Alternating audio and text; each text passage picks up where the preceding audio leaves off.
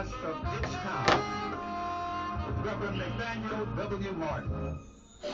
Here's Reverend Martin. All right, thank you, Dr. Blackwell. And let me say Hotep Habaragani to my Africana Studies companions and colleagues and contemporaries and seekers after the truth all. My name is the Reverend Nathaniel Wayne Martin. I'm the pastor of the New Life Institutional Baptist Church here in the city of Los Angeles, and we are located at 8916 South Main Street. That's 8916 South Main Street here in the city of Los Angeles. Our zip code is 9003. We're being hosted by our sister church, the Shiloh Missionary Christian Church, which is pastored by my good friend, the Reverend Dr. Della F. Hollinas. And we pray that you will keep us in your prayers and send us your well wishes at this time. And we thank you, all of our YouTube and radio listeners, for your looking this way and for your supporting us and thinking about us in your prayers. Someone told me a couple of days ago how much they enjoyed looking at this offering. And indeed, we appreciate those comments and those compliments because it keeps us going.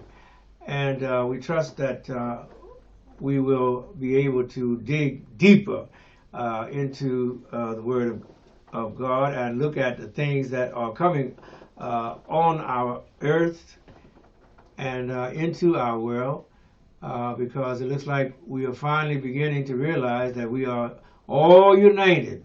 You may not be in Gaza, but Gaza is over here. And we may not be in Ukraine, but Ukraine is certainly over here.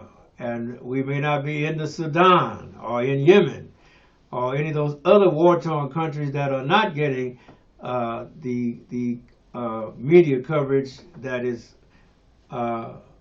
covering Israel and Ukraine because of the color of the skin of the people in Yemen and in Sudan and in those other parts of the world. They have a darker hue. And the people in Russia, Ukraine, Israel, Gaza, most of those don't look like me or don't look like you. And so they get news coverage. They get media coverage. The Bible says righteousness exalteth the nation, but sin is a reproach. That's in the book of Proverbs to any people. And we can kick against that, but you can't change that fact. And you have to turn out the light of your conscience and your morals and all of those type of things in order to give consent, or what most of us are doing is turning a blinded eye and a deafened ear to the outcries on our college and university campuses that are going on now, especially here in Los Angeles, where USC, University of Southern California, denied the valedictorian the right to give the commencement address because of her Muslim leanings or because of her pro-Palestinian point of view. And on college campuses all around the country right now, whether you are in Columbia or at USC or at Emory or at any host of college campuses, they are protesting the genocide in Gaza, the ongoing genocide in Gaza. And that's why I said you would have to turn out the light of your conscience and turn off the candle of your morality in order to countenance the things, the carnage and the massacre and the genocide and the slaughter and the murder that is currently occurring, like I said, especially in Gaza and Rafah and other places around the world. Like we said, Yemen doesn't get, and the Sudan doesn't get the coverage that it should. It won't get covered until the history books are written.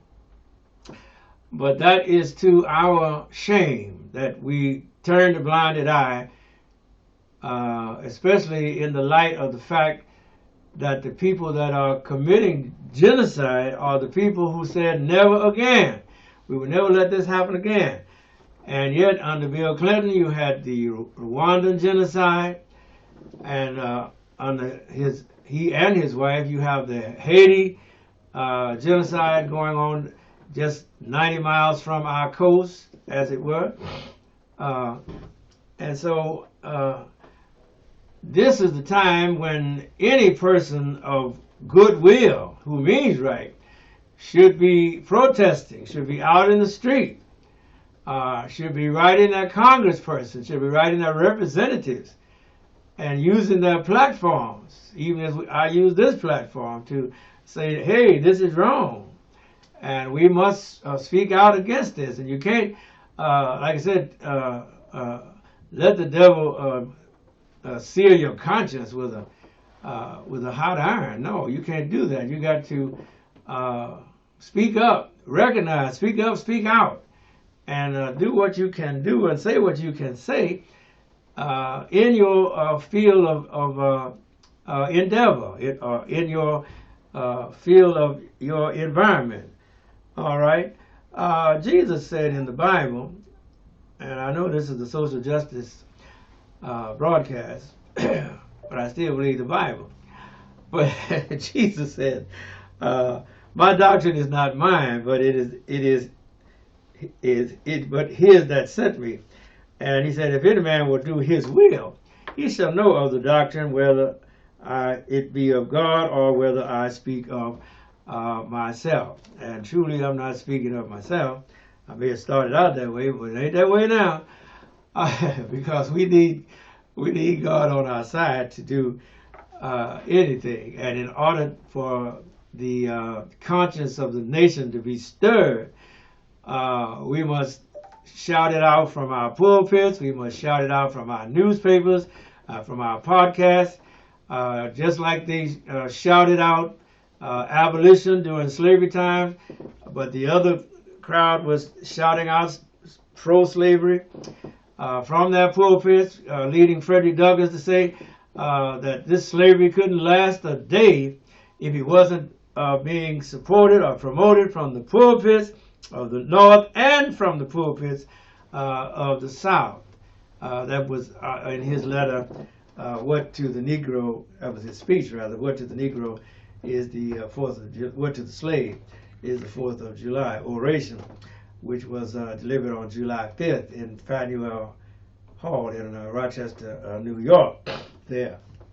But we can see the damage, the corruption, and the acquiescence to evil that people are willing to allow into their persons.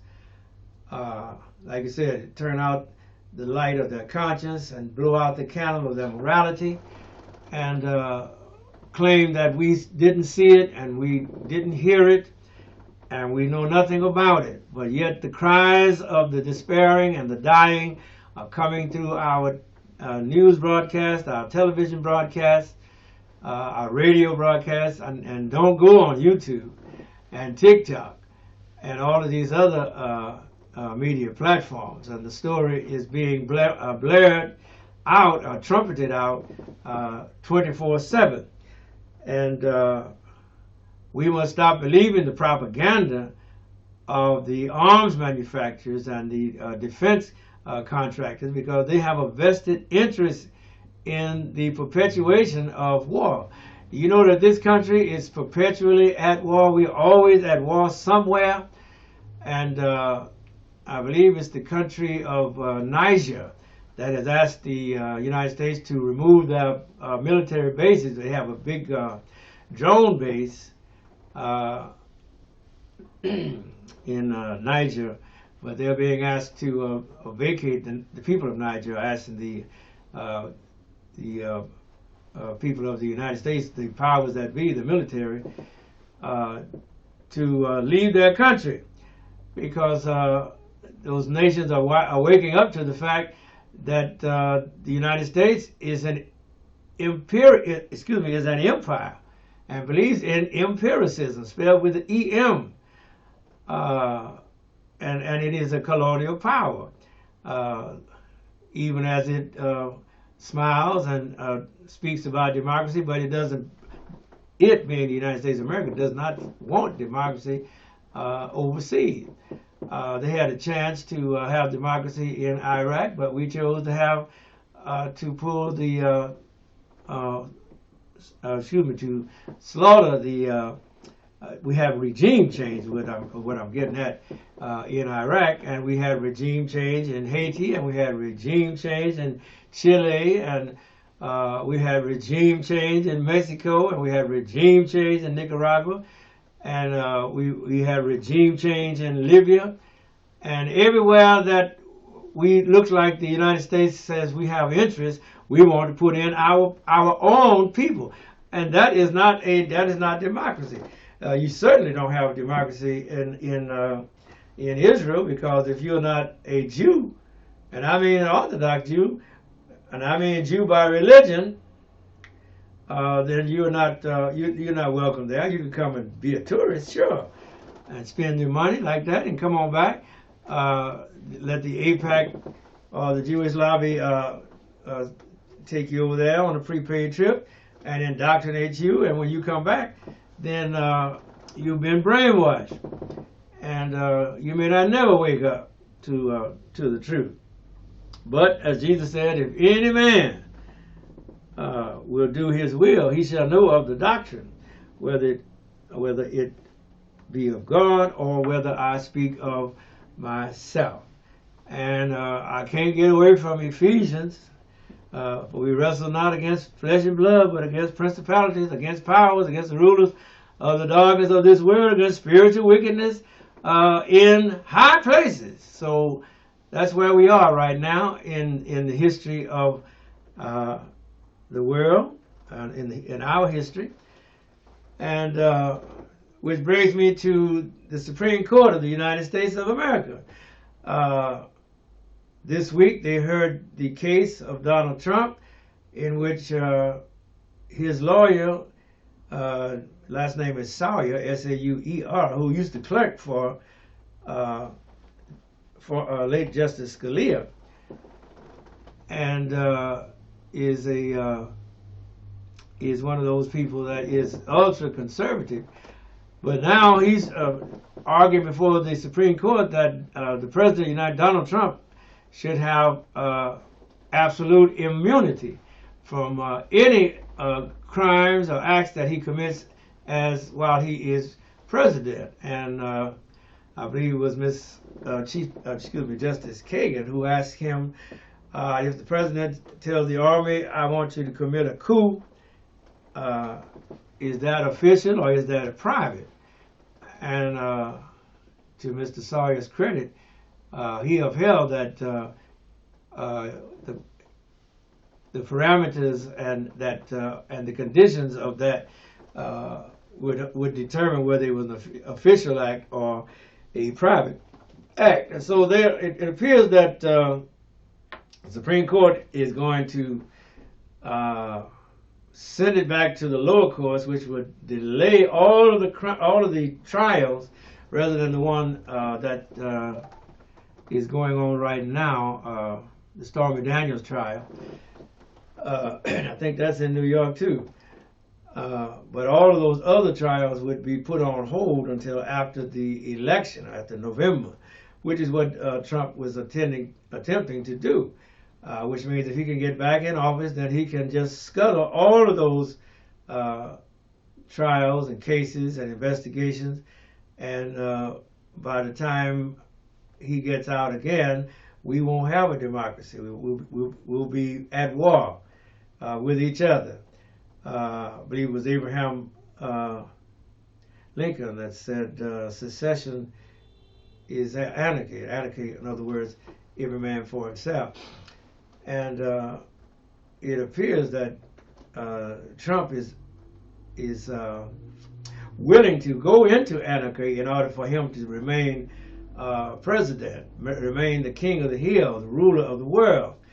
And this is going to be devastating, not only to the United States, but of course to the whole wide world. When you have ignoramus in the positions of power.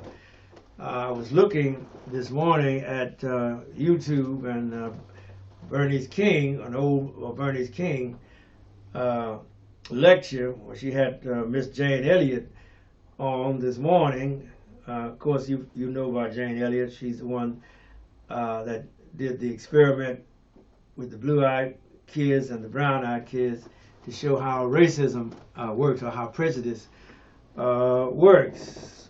But Bernice King said that her father has said that there is nothing more dangerous than sincere ignorance and conscientious stupidity. That's Martin Luther King Jr.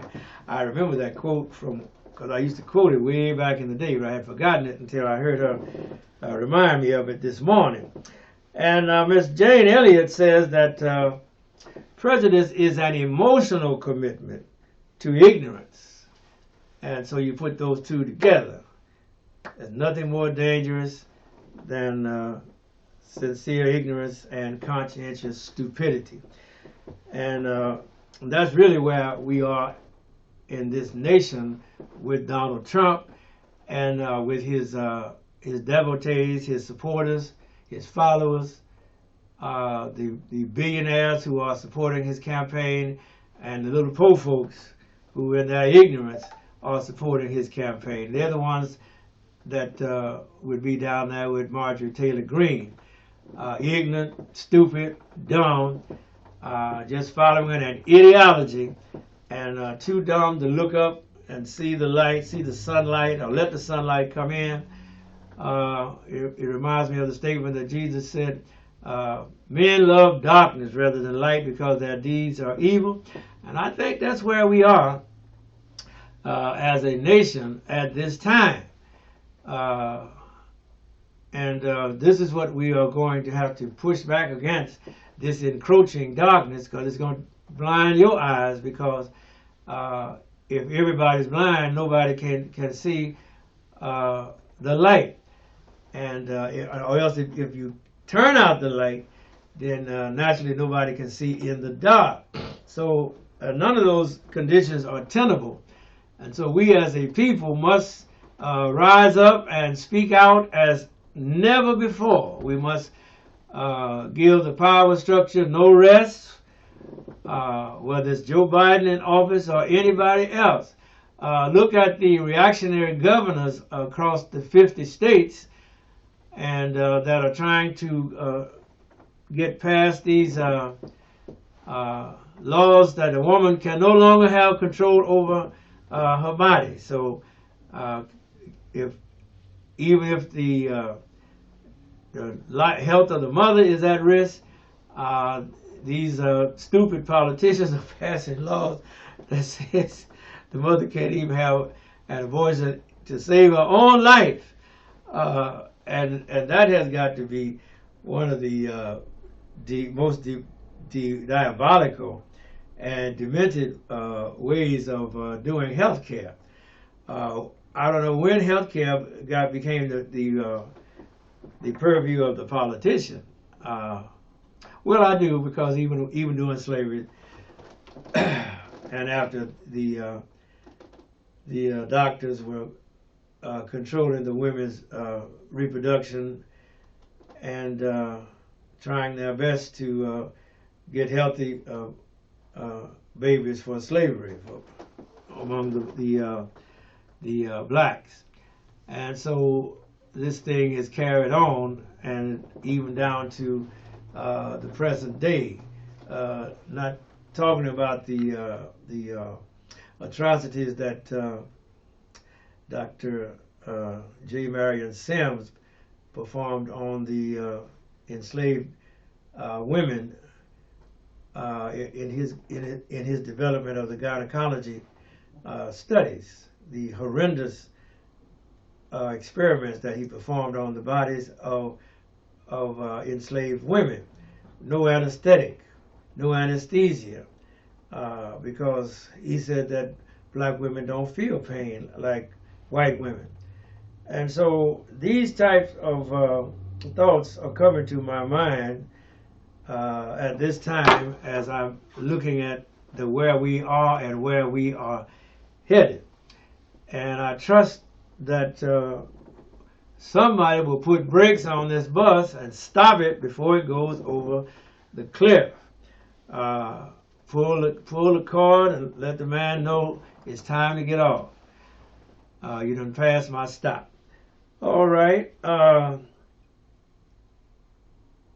In the case of Haiti, all of that turmoil over there can be laid at the feet of the United States and France, particularly since the United States invaded Haiti in 1915. It stayed there until 1934. And in that time, they rewrote the Haitian Constitution that had prohibited foreigners from owning land in Haiti. And they made sure they being the United States Army, Marines especially, under Smedley Butler, went in there and forced the Haitian legislature, whatever it's called, to take that clause out, and so then all of the good land was bought up by foreigners, yes, and that's what has helped to stimulate and keep alive the confusion and the anarchy and the carnage that's currently making Haiti a non-state, and especially George Bush Jr., Bill Clinton and his wife, who control all of the billions of dollars of aid that the whole country and all over the world sent to Haitian aid relief after the 2010 earthquake, and then after the second earthquake. And Mr. Clinton said he's going to build 60,000 houses. But to date, they have only built 6 houses. 6!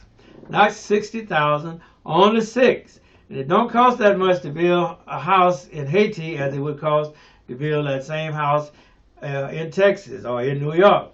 It don't cost that much. But the Clinton Foundation is doing a poor job of helping Haiti, and the wages have been artificially suppressed. The Haitians were trying to get $5, but they only were able, because of Fruit of the Loom and the other big companies that go with that, not to mention the baseball people, they were only able to get $4.82 an hour increase for the poor Haitians. And the Haitians are fighting to get those sewing jobs over there. So that's why the powers that be are glad to see the Haitians fighting each other for the job, and because I'm not going to pay you but $4.82 an hour. And the cost of living is high. Also, Bill Clinton allowed let me put it this way, rice production in the United States is subsidized by the United States government. All right, but the United States refused to allow the government of Haiti to subsidize their farmers. Consequently, Bill Clinton, who originally was the governor of Arkansas, was able to get the farmers in Arkansas to dump their rice in Haiti. So it killed the rice production and the income from the rice for the Haitian farmers. And that was under Bill Clinton. And he apologized for it, but the damage was done.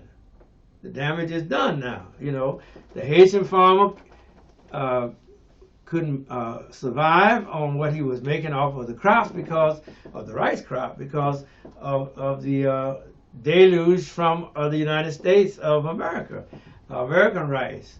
I never remember when I was in Vietnam.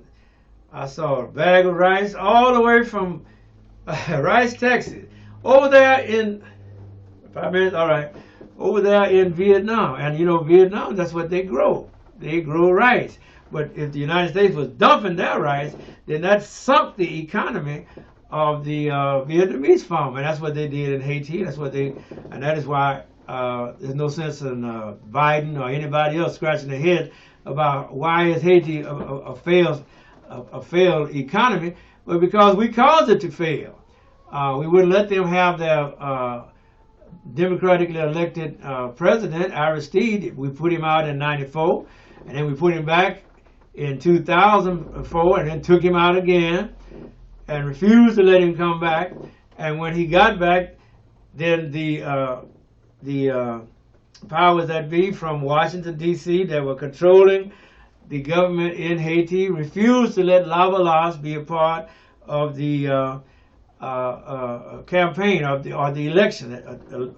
Refused to allow them to run a Lavalas candidate in the Haitian election. And now Mr. Henry is out of there because the gangs, as they say, wouldn't let him come back in the country when he went to Kenya. And so that is a failed state now. Haiti is a failed state. But it didn't fail itself. It was failed by the former European colonizers, France in particular, and the United States as the guarantor that Haiti would become a failed state. And Aristide had tried to get the French before the United Nations to get them to pay back the reparations, which by that time amounted to $20 billion. And that was what was behind him getting thrown out in the last time. And the puppet that the United States put in there, Moise, whatever how you pronounce those French names, he went back as the leader and the governor, prime minister of Haiti, and he removed that request out of the Haitian constitution. So France was off the hook. And that is why that Aristide and the whole Lavalas people were forbidden from conducting elections or being in power in Haiti, because Aristide had the right idea. He knew that the military was being used to foment coups, and so he disbanded the military. But you have to watch the consequences of banning the military, because the military in Haiti, if they ain't got no job, what are they going to do? They're going to become a gang, they got their guns, and they're going to become a resistance fighter. So all of these things and conditions we have to take into consideration. And as I close, as I get ready to leave, remember, if Donald Trump gets back in, we are going to see the end of democracy and the beginning of anarchy in this nation. If you think we're fighting each other now, you wait until Donald Trump becomes president. So we must support Joe Biden in order that we may at least have the remains of a democracy to go forward with. And again, I'm a laboring man, I'm a retired laboring man, but I always say, if you're working on a job and they don't like to pay you what you are worth, don't waste your life, don't waste your career, don't waste your energy, don't waste your time. If they don't want to pay you, don't work for them. Thank you now. We out here, Doc.